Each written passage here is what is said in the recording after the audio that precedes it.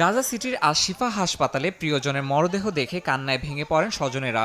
Israeli বিমান হামলায় যারা প্রাণ হারিয়েছেন তাদের অনেকেই ছিলেন বাস্তুচ্যুত নারী ও শিশু। হাসপাতালে বিলাপ করতে থাকেন স্বজনহারা মানুষ। হতাহতের সংখ্যা বাড়তে থাকায় সংকটে পড়েছে হাসপাতালের চিকিৎসা ব্যবস্থাও।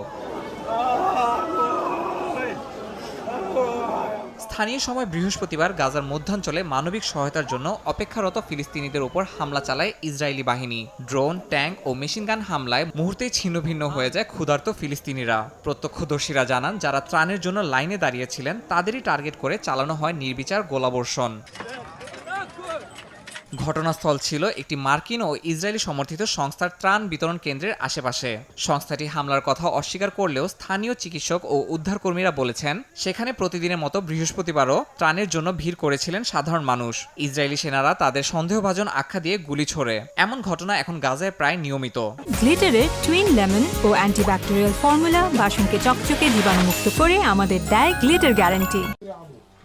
শুধু গাজা নয়, দমনপীড়ন চলছে দখলকৃত পশ্চিম তীরেও। ইসরায়েলি বাহিনী সেখানে কঠোর লকডাউন জারি করেছে। বাড়ি বাড়ি তল্লাশি, রাতভর অভিযান এবং গণগ্রেফতারের কারণে পশ্চিম তীরের জনজীবনও স্তব্ধ হয়ে পড়েছে। মানবাধিকার সংস্থাগুলো বলছে, আন্তর্জাতিক মনোযোগ ইরানের দিকে সরে যাওয়ায় ফিলিস্তিনের দমনপীড়নের মাত্রা বাড়িয়ে দিয়েছে ইসরায়েল।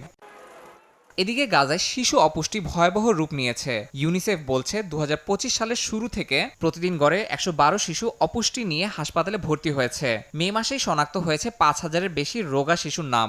নিরাপদ পানি, চিকিৎসা ও পর্যাপ্ত খাবারের অভাবে এই শিশুরা মারাত্মক ঝুঁকিতে রয়েছে। ইয়াসিন মোহাম্মদ জিসান, সময় সংবাদ।